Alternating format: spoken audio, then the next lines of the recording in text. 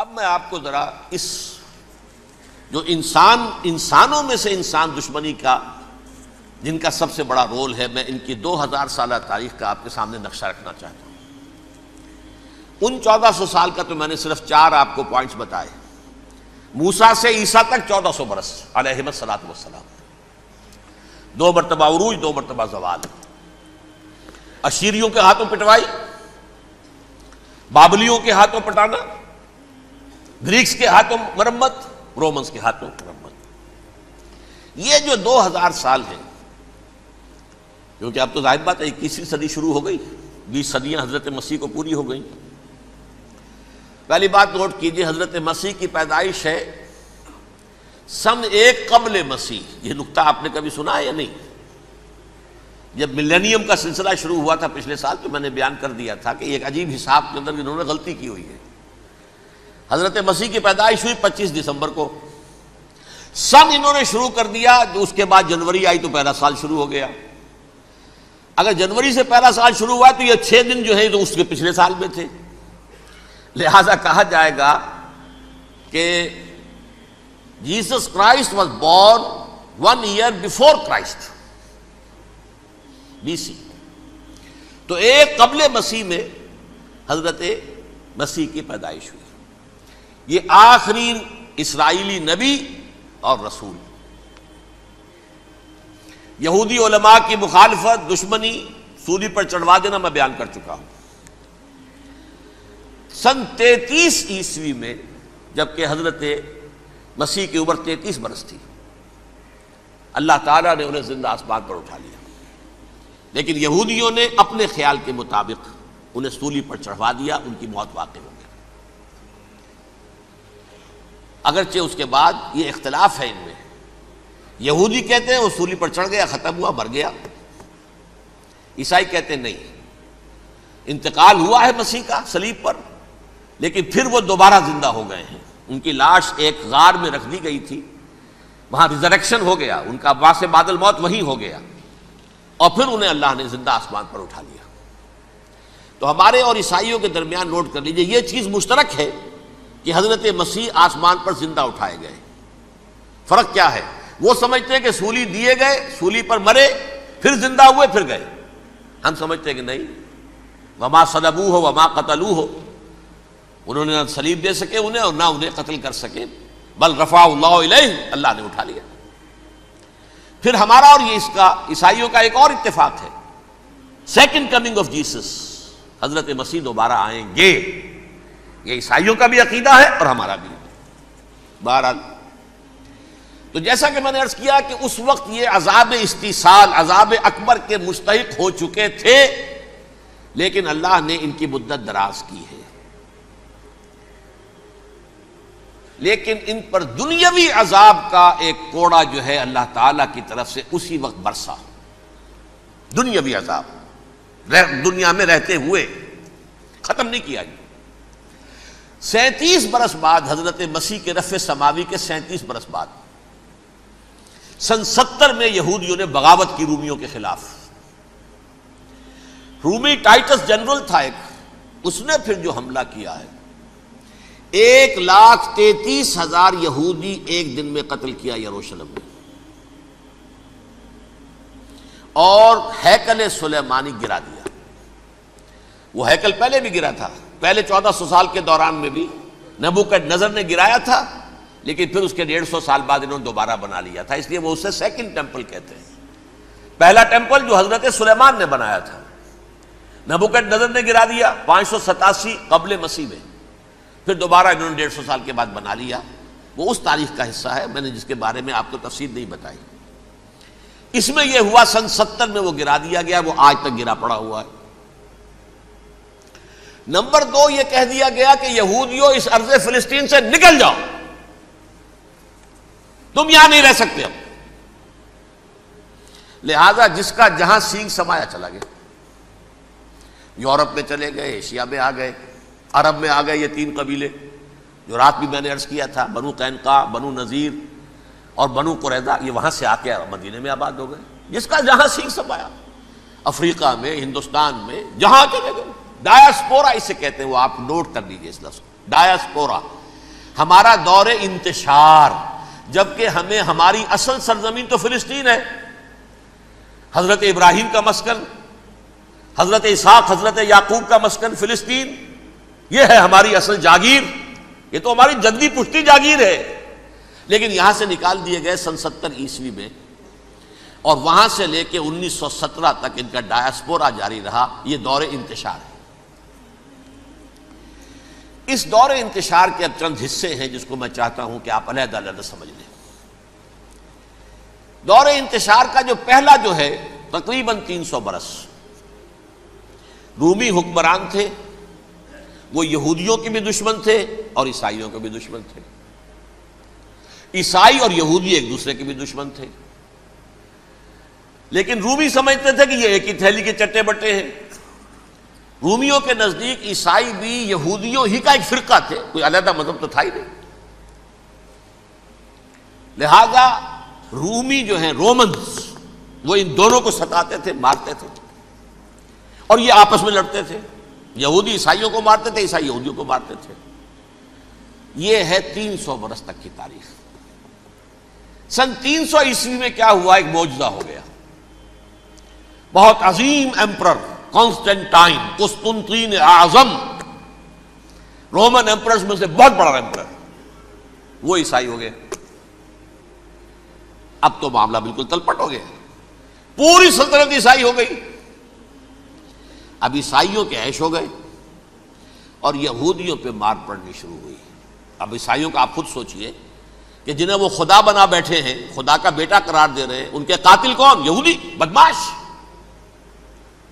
لہذا ان کی وہ پٹائی شروع ہوئی ہے یورپ میں، پوری رومن امپائر میں، انہیں ذلیل کیا گیا، شہروں میں آمد بند، علیحدہ رہو، گھیٹوز کے اندر رہو۔ یہودی کا نام جو ہے وہ گالی بن گیا، جیسے آج بھی یہودی گالی کہتے ہیں، جیسے خنزیر کا لفظ، آخر وہ بھی اللہ کی مخلوق ہے، لیکن آپ کو معلوم ہے کوئی شخص زبان پہ نام نہیں لانا چاہتا خنزیر کا، سور کا، ہے تو مخلوق وہ بھی ایک حیوان ہے۔ ایسے ہی یہ ہے یہودی گالی، جیوٹ گالی۔ لہذا ایک طرف تو ان دونوں کے درمیان دشمنی، جس کو قرآن کہتا ہے وَأَغْرَيْنَا بَيْنَهُمُ الْعَدَاوَةَ وَالْبَغْضَاءَ،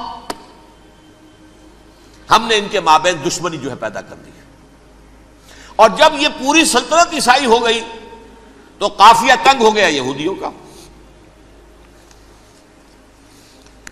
اب آئیے 571 عیسوی، یعنی جبکہ ڈائسپورا کو کتنا عرصہ ہو چکا تھا؟ 500 برس۔ سن 70 سے شروع ہوا نا ڈائسپورا، جب ٹائٹس نے گرایا ہے ہیکل کو اور نکال باہر کیا انہیں فلسطین سے، بھاگ جاؤ یہاں ایک یہودی بھی نہیں رہے گا، فلسطین سے نکال دیے گئے۔ اس کے پورے 500 برس بعد سن 571 عیسوی میں حضور کی پیدائش ہوئی، ولادت باسعادت محمد رسول اللہ صلی اللہ علیہ وسلم۔ 610 میں آپ پر وحی کا آغاز ہوا، لیکن حضور کے ساتھ ان کا معاملہ کیا رہا؟ اول تو جبکہ حضور ابھی مکے ہی میں تھے، یہودیوں نے ریشہ دوانیاں شروع کر دی حضور کے خلاف۔ قریش مکہ کو سکھاتے تھے، پڑھاتے تھے، ان سے یہ پوچھو، ان سے یہ پوچھو، انہیں اس طرح تنگ کرو، ان سے یہ امتحان لو، یہ آپ کے علم میں ہے۔ سورہ بنی اسرائیل میں، سورہ کہف میں وہ سوالات جو امتحانی سوالات آئے تھے، ذوالقرنین کون تھا، اصحاب کہف کون تھے، تم رسول بنے پھرتے ہو تو بتاؤ، اور یہ روح کی حقیقت کیا بتاؤ، یہ ساری ریشہ دوانیاں کر رہے تھے بیٹھے ہوئے ابھی وہیں پر، حضور ابھی پہنچے بھی نہیں۔ ہجرت فرما کر حضور تشریف لے آئے تو حضور نے، جسے ماسٹر سٹروک کہا جائے گا، یعنی اسٹیٹس مین شپ کا ماسٹر سٹروک، آپ نے مدینے میں آتے یہودیوں کے ساتھ پیکٹ کر دیا، جوائنٹ ڈیفنس پیکٹ آف مدینہ، کہ اگر مکے والے ہم پر حملہ کریں گے تو ہم مل جل کر ایک قوم کی حیثیت سے مقابلہ کریں گے۔ یہ میثاق مدینہ کہلاتا ہے، جس کے بہت غلط معنی پہنائے جا رہے ہیں آج کل۔ بہرحال میں موضوع میرا چونکہ یہ نہیں، میں ادھر نہیں جاؤں گا، لیکن ہوا کیا؟ ہر مرتبہ یہ خیانت کے مرتکب ہوئے، ان نے جو عہد کیے تھے ان سے پھرے، اندر ہی اندر سازش، ریشہ دوانی، حضور کی بدترین دشمنی۔ سورہ نساء کی آیت نمبر 12 میں 14 میں 13 میں فرمایا ہے لا تزال تطلع علی خائنۃ منہم، اے نبی ہمیشہ آپ کے علم میں ان کی طرف سے خیانتیں، بددیانتیاں آتی رہیں گی. اور بار بار وہ مسلسل جنگ کی آگ بھڑکاتے تھے، قریش کو دعوت دیتے، آؤ آؤ آؤ ہم اندر سے بغاوت کر دیں گے، تم آؤ تو صحیح، ختم کریں محمد کو اور اہل ایمان کو صلی اللہ علیہ وسلم ورضی اللہ تعالی عنہم اجمعین. لیکن پھر جب وہ آتے تھے تو یہ دبک جاتے تھے، ان میں ہمت نہیں تھی، میدان کے مرد نہیں رہے تھے. یہ سورہ حشر میں ان کا نقشہ کھینچا گیا ہے. کھلے میدان میں مقابلے کی اس کے اندر صلاحیت ہی نہیں ہے. یہ تو فصیلوں کے پیچھے سے، جیسے عورتیں کہیں دیہات میں لڑائی ہوتی ہے تو مرد جو ہے گلیوں میں لڑتے ہیں، عورتیں اوپر سے پتھر پھینکتی ہیں، بس وہ کام یہ کر سکتے تھے. من ورائے جدر، فصیلوں کے پیچھے سے، جنگ میں میدان میں نہیں آ سکتے. بہرحال قرآن مجید میں ہے یہ سورہ مائدہ کی آیت نمبر 64، کلما اوقدوا نارا للحرب اطفاها اللہ. اکثر و بیشتر مواقع پر تو یہ جب آگ بھڑکاتے تھے جنگ کی، اللہ اسے بجھا دیتا تھا. لیکن بہرحال اس کے باوجود جنگیں ہوئی، غزوہ بدر، غزوہ احد ہوئی کہ نہیں؟ یہ ساری اصل شرارت ہوئی. اور اس کے نتیجے میں حضور نے پھر ایک ایک کر کے 3 قبیلوں کو سزا دی.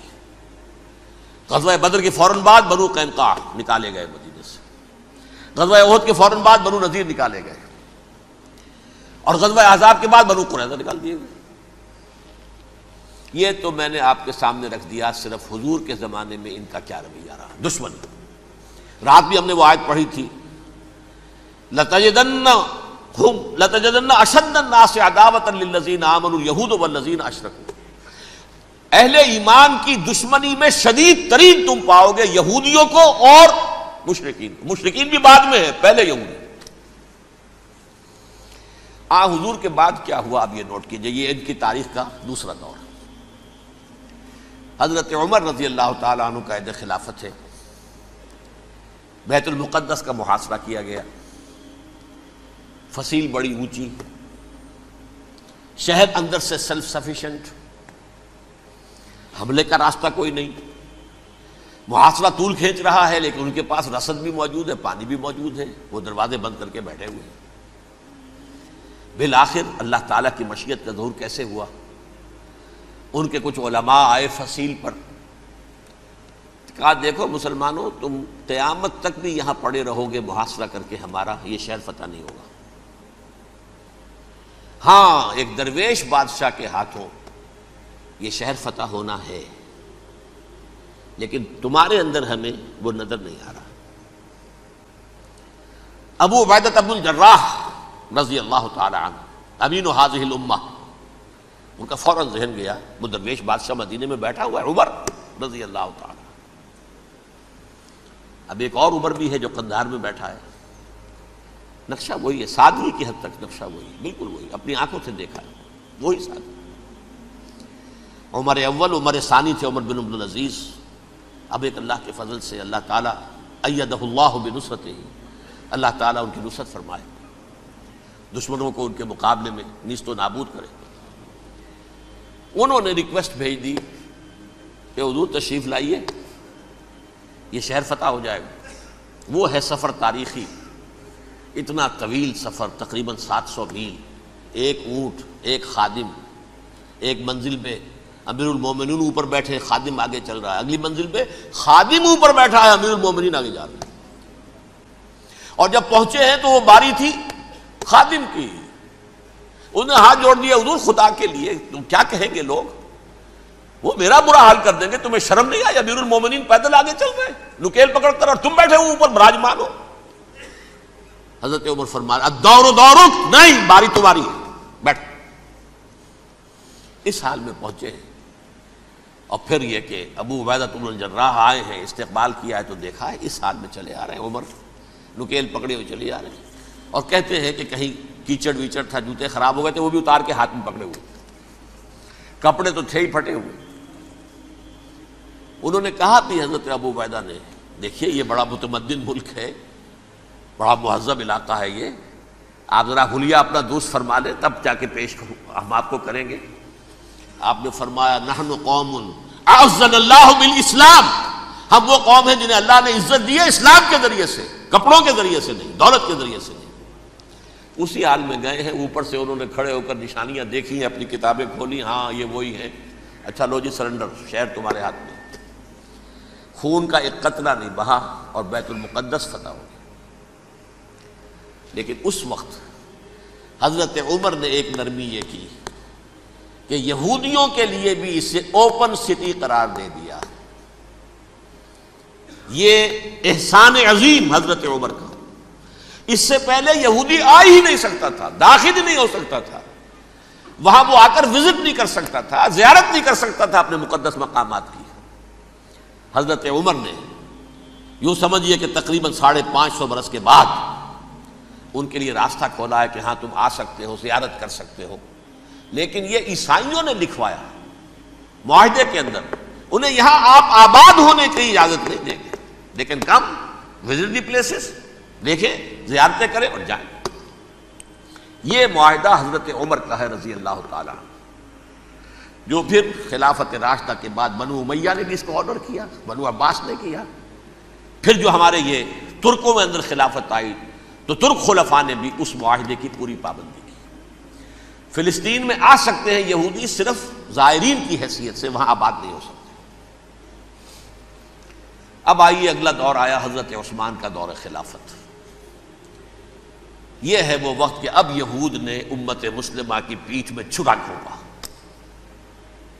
وہ کیسے؟ ایک یہودی عبداللہ ابن سبا اسلام کا لبادہ اوڑھ کر آ گیا، معاشرے کا جائزہ لے لیا، ان میں بنو ہاشم اور بنو امیہ میں جو پرانی کشاکش تھی اس کے کچھ نہ کچھ جراثیم باقی ہیں، اگر ان کو ذرا بھڑکا دے تو مسلمانوں میں انتشار پیدا ہو جائے۔ کہا یہ عثمان کون ہے؟ یہ تو بنو امیہ میں سے ہے، یہ حق تو بنو ہاشم کا ہے، خلافت ان کے پاس ہونی چاہیے، محمد کے تو رشتہ دار وہ ہے صلی اللہ علیہ وسلم۔ عوام الناس کے اندر بات پھیلنی شروع ہوئی، پھر ایک بڑی سازش کے انداز میں حضرت عثمان کے خلاف پروپیگنڈا، حضرت عثمان کے جو عاملین تھے، گورنر تھے، ان کے خلاف پروپیگنڈا، اور ایسی ہوشیاری کرتے تھے کہ کوفے میں کوفے کے حاکم کے خلاف کچھ نہیں کہنا، اجی مصر میں یہ ہو رہا ہے، اجی شام میں یہ ہو رہا ہے، اجی یہ جو عثمان ہے وہ یہ کر رہا ہے، یہ ظلم ہو رہا ہے، یہ لوٹ مار ہو رہی ہے، یہ خیانتیں ہو رہی ہیں۔ اب نہ تو اس زمانے میں مینز آف کمیونیکیشن، کیسے تصدیق کریں؟ افواہیں تو آپ آج کراچی کے اندر شروع ہو جائے تو پتہ نہیں چل سکتا کسی کو کہ کیا اس میں صداقت ہے، کیا جھوٹ ہے، اور بری بات جو ہے فطرت انسانی کی کمزوری ہے وہ فوراً قبول کرتا ہے، کسی کے بارے میں اچھی بات ماننے کو تیار نہیں ہوتا، لیکن بری بات تو فوراً تیار ہے۔ بہرحال یہ فتنہ انہوں نے اٹھایا، حضرت علی کی الوہیت کا فتنہ اٹھایا، حضرت عثمان کے خلاف الفتنۃ الکبریٰ برپا کیا، حضرت عثمان شہید ہوئے، اس کے بعد 5 برس تک مسلمان ایک دوسرے کی گردنیں کاٹتے رہے، باہمی خانہ جنگی ہوئی، امت کو وہ زخم لگایا ہے جو آج تک جس سے خون رس رہا ہے۔ یہ شیعان عثمان اور شیعان علی تھے جو بعد میں پھر سنی اور شیعہ ہو اور آج تک ہے۔ فتنہ کس نے جگایا؟ ایک عبداللہ ابن سبا یہودی اور اس کے کارندے، شیطان کا ایجنٹ، اور انسانوں میں سے بھی اس کے جو بھی حواریین تھے اور شیطانوں کے اندر سے بھی تھے، انہوں نے بھی اس آگ کو بھڑکایا۔ یہ آپ سوچ لیجئے کہ یہ کس نے وہ زخم لگایا؟ یہودی۔ اگلا دور آیا، خلافت راشدہ ختم ہوئی، بنو امیہ کا بھی دور کافی گزر گیا۔ طارق ابن زیاد 712 عیسوی میں حملہ کرتے ہیں اسپین پر۔ اسپین اس وقت عیسائیت کا بہت بڑا گڑھ، بڑے کٹر ترین عیسائی جو ہے وہ اسپین میں تھے، لہذا یہودیوں کی وہاں بہت پٹائی ہوتی تھی، یہ میں بتا چکا ہوں، دشمنی تھی ان کی تو چلی آ رہی تھی عیسائیوں کے ہاتھوں یہودیوں کی، وہ تو سن 300 عیسوی سے ایمپرر کانسٹنٹائن کے بعد سے شروع ہو گئی تھی۔ اس حوالے سے یہودیوں نے اس وقت چالاکی یہ برتی، کچھ راستے واسطے بتائے، کچھ مدد کی طارق ابن زیاد کی۔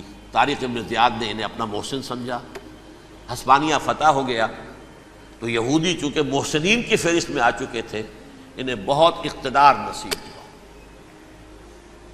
بڑی سپورٹ مسلمانوں نے دی۔ ان کے بڑے بڑے علماء جو ہیں اسی دور کے اندر پیدا ہوئے، بڑے بڑے تھنکرز ان کے اسی دور میں پیدا ہوئے۔ بن گوریون جو کہ ایک وزیر اعظم تھا اسرائیل کا، اس نے یہ لکھا ہے اپنی کتاب میں، Muslim Spain was the golden era of our diaspora.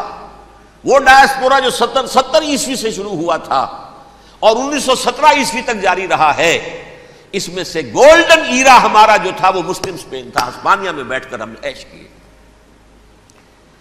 لیکن وہاں سے انہوں نے اور جو کچھ کیا، یہ تو داستان کے بہت سے گوشے ہیں، لیکن میں جس اسٹریٹ لائن میں چل رہا ہوں اس کے اعتبار سے ایک بات سمجھ لیجیے، وہاں بیٹھ کر انہوں نے اب عیسائیت کی پیٹھ میں چھرا گھونپا، پروٹیسٹنٹ مذہب پیدا کیا، تقسیم کر دیا، جیسے شیعہ سنی کی تقسیم، عبداللہ ابن سبا، رومن کیتھولک اور پروٹیسٹنٹ کی تقسیم، یہودی علماء۔ ہوتا کیا تھا، ہسپانیہ کی یونیورسٹیاں ہیں، کارڈووا میں ہے، ٹولیڈو میں ہے، گریناڈا میں ہے، غرناطہ، قرطبہ، تولیتلا، اور وہاں آتے تھے لوگ، فرانس سے چلے آ رہے ہیں نوجوان پڑھنے کے لیے، جرمنی سے چلے آ رہے ہیں، اٹلی سے چلے آ رہے ہیں، تین ہی ملک قریب ترین پڑھتے ہیں سینٹرل جو یورپ کے ہیں۔ یہاں پر جو ہے وہ اسلام جو نور پھیلا رہا تھا اس سے بھی مستفیض ہوئے، جہالت کے جو ہے پردے ان کے وہ چھٹے، اس کے ساتھ ہی وہ یہودی وہاں ان کے اندر جو جراثیم داخل کر رہے تھے وہ اس عیسائیت کے خلاف بغاوت تھی، جو اس وقت دنیا میں عیسائیت اس وقت تھی، پوپ کا راج تھا دنیا میں اس وقت۔ یورپ میں جو عیسائیت تھی اس میں ایک طرف بادشاہ تھے، لیکن بادشاہوں کی حیثیت وہاں پر یوں سمجھ لیجئے کٹ پتلیوں کی تھی، اصل قوت پوپ کے ہاتھ میں تھی۔ اور پوپ کو انہوں نے جیسے قرآن نے کہا اتخذوا احبارهم ورهبانهم اربابا من دون اللہ، کیونکہ سینٹ پال نے شریعت موسوی ساقط کر دی تھی تو اب شریعت تھی ہی نہیں، پوپ کو اختیار تھا جس چیز کو چاہے حلال قرار دے دے، جس چیز کو چاہے حرام قرار دے دے۔ اتخذوا احبارهم ورهبانهم اربابا من دون اللہ۔ انہوں نے کہا صاحب یہ پوپ کس بلا کا نام ہے، یہ بھی انسان ہے، بات تو ٹھیک تھی نا، اصل حیثیت تو کتاب کی ہونی چاہیے نا، ڈیوائن بک، دی ریویلڈ اسکرپچر، لہذا اور یہ کتاب ہر شخص پڑھ سکتا ہے، کوئی پوپ کے باپ کو جو ہے کوئی اس کے لیے پروپرائٹری رائٹس تو نہیں ہے کہ صرف پوپ پڑھ سکتا ہے یا پادری پڑھ سکتے ہیں، ہم بھی پڑھ سکتے ہیں، ہم بھی سمجھ سکتے ہیں۔ یہ باتیں تھی کہ جن کو بڑھا چڑھا کر بیان کر کے اور پوپ کا اقتدار ختم کرا دیا اور توجہ مرکوز کر دی بائبل کی طرف۔ اب بائبل میں بڑا حصہ تو اولڈ ٹیسٹامنٹ کا ہے، نتیجہ کیا ہوا، یہود کی عظمت پروٹیسٹنٹس کے نزدیک مسلم ہو گئی۔ اصل قوم تو یہ ہے، وہ دشمنی بدلی کہ نہیں بدلی، موسیٰ کے امتی یہ ہے، تورات موسیٰ کو دی گئی، ابراہیم کی نسل یہ ہے، لہذا وہ جو دشمنی تھی، جو عداوت تھی کہ ہمارے خدا کو سولی چڑھانے والے ہیں یہ بدماش، اس کا ازالہ ہوا اس پروٹیسٹنٹ مذہب کے نتیجے میں۔ یہ میں اب آپ کو بتاتا ہوں کہ ایک نتیجہ وہ نکلا ہے جسے برٹرنڈ رسل نے بیان کیا ہے، اس کی کتاب ہے ان پریز آف آئیڈلنس، صفحہ 108۔ وہ لکھتا ہے the Christians retaining the Judaic belief in special revelation added to it the Roman desire for world wide domination and the Greek taste for metaphysical subtleties. The combination produce the most fiercely persecuting religion that the world has yet known. یہ تین چیزیں آ کر عیسائیت میں مل گئی۔ ایک تو جب یہ اولڈ ٹیسٹامنٹ جو ہے وہ ان کے ہاتھ میں آ گئی، اور اس کے میں کچھ آپ کو بتا دیتا ہوں کہ اولڈ ٹیسٹامنٹ کی تعلیمات، کیونکہ یہ اولڈ ٹیسٹامنٹ جو ہے یہ محرف تھی، اصل تورات تو گم ہو گئی تھی 587 قبل مسیح میں، جب پہلی مرتبہ ہیکل جو ہے تباہ ہوا ہے اس وقت ختم ہو گئی تھی۔ اس کے کوئی 150 سال کے بعد انہوں نے یادداشتوں سے مرتب کر کے لکھی ہے، اب اس میں ان کے اپنے خیالات، اپنے امانی، اپنی توجیحات وہ شامل ہو گئی۔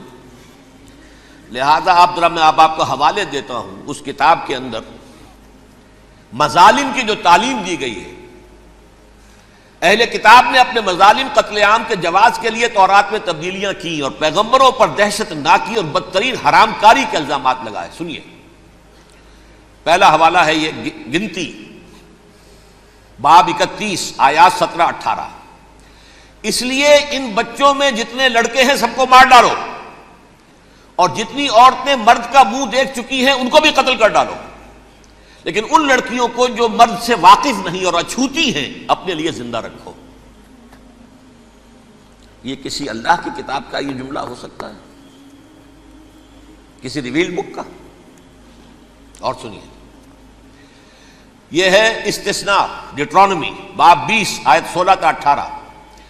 پر ان قوموں کے شہروں میں جن کو خداوند تیرا خدا میراث کے طور پر تجھ کو دیتا ہے، کسی ذی نفس کو جیتا نہ بچا رکھنا، جیسا خداوند تیرے خدا نے تجھ کو حکم دیا بالکل نیست کر دینا. مرد، عورتیں، بچے، بوڑھے سب ختم. یہ کتاب مقدس ہے. اور سنیے، سموئیل باب 27 آیت نمبر 9. اور داؤد نے اس سرزمین کو تباہ کر ڈالا اور عورت مرد کسی کو جیتا نہ چھوڑا. نمبر 4، ان سب آباد شہروں کو ماں، عورتوں اور بچوں کے بالکل نابود کر ڈالا. کتاب استثناء باب 3 آیت 6. یہ ہے جو کہہ رہا ہے برٹرنڈ رسل، کرسچینٹی میں آ کر اب یہ تین چیزیں شامل ہو گئی. ایک تو یہ باربیرین یہ تعلیم جو ہے، اور یہ مذہب کے نام پہ تعلیم، یہ کتاب مقدس کی تعلیم. نمبر 2، رومنز کے اندر جو ایک تمنا تھی ورلڈ ڈومینیشن کی، وہ عیسائیت کے اندر آ گئی. اس لیے کہ پوری رومن امپائر جو ہے عیسائی ہو گئی، تو اسے وراثت کے اندر ورلڈ ڈومینیشن کی جو ایک تمنا تھی وہ مل گئی. اور پھر یہ کہ انہوں نے جو توہمات تھے یونانیوں کے، ان کو بھی اپنے ہاں مختلف شکلوں کے اندر جمع کر لیا. ان تین چیزوں کا the combination produced the most fiercely persecuting religion that the world has yet known. اس کے نتیجے میں دنیا میں تاریخ انسانیت کے اندر جو بدترین خوخار ترین مذہب ہو سکتا ہے وہ شکل عیسائیت نے اختیار کی. اور اس کا مظہر عتم کیا تھا؟ نوٹ کیجئے، صلیبی جنگیں. ایک بات ٹائم ٹیبل کے اعتبار سے نوٹ کر لیجئے گا. فرسٹ ملینیم ختم ہوا، سیکنڈ شروع ہوا. ان کے 1000 سال ختم ہوئے تو 11ویں صدی میں سیکنڈ ملینیم شروع ہوا، تو پہلی صلیبی جنگیں ہوئی. لاکھوں مسلمان قتل کیے. صرف یروشلم کے اندر اتنا خون بہایا ہے کہ خود ان کے ہسٹورینز لکھتے ہیں کہ جب ان صلیبیوں نے جب گھوڑوں کے ساتھ وہ چل رہے تھے گلیوں میں، تو ان کے گھوڑوں کے گھٹنوں تک خون کی ندی بہ رہی تھی. جہاں سے گزرے ختم کرتے چلے گئے، آبادیاں کی آبادیاں ختم کر دی. اگرچہ اس کروسیڈ میں گیہوں کے ساتھ گھن بھی پسا، یہودی بھی بہت مارے گئے. یہ فرانس سے، جرمنی سے جب یہ کروسیڈرز آ رہے تھے 3000 میل کا سفر طے کر کے آئے تھے. سوچئے تو صحیح. اربن ثانی پوپ جو تھا، آگ لگا دی تھی اس نے پورے یورپ کے اندر. شرم سے ڈوب مرو، تمہارے مقدس علاقے مسلمانوں کے ہاتھ میں. انفیڈلز، یہ کافر، یہ مرتد، یہ ملحد. مسیح جہاں پیدا ہوا، مسیح کو جہاں سولی دی گئی، وہ کہاں ہے؟ ان کے ہاتھ میں. وہ آگ لگائی ہے، 3000 میل کا فاصلہ طے کر کے یہ قومیں آئی ہیں وہاں. اور جو تباہی مچائی ہے انہوں نے، تاریخ انسانی میں ایسی بربریت کی کوئی مثال. اور یہ ان کے اپنے ہسٹورینز لکھتے ہیں. شرم کے مارے ایسے محسوس ہوتا ہے جیسے ان کی گردنیں جھکی جا رہی ہیں.